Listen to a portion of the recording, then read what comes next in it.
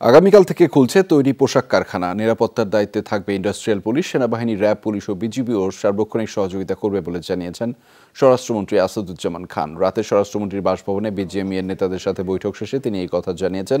বলেন, গার্মেন্টস শ্রমিকদের ID কার্ডই curfew pass হিসেবে গণ্য করা হবে। মন্ত্রী বলেন, চলমান কোটা সংস্কার আন্দোলনের শ্রমিকদের আন্দোলন নয়, এটি শিক্ষার্থীদের আন্দোলন। এটি আদালতের মাধ্যমে ইতিমধ্যে সমাধান হয়ে গেছে। কেউ যদি উস্কানি দেয় তাতে সাড়া না দেওয়ার আহ্বান জানিয়েছেন মন্ত্রী। পর্যায়ক্রমে খোলা হবে। কোটার সিদ্ধান্ত যেহেতু ফাইনাল হয়ে গিয়েছে, কাজেই আন্দোলনের আর কোনো প্রশ্ন নাই।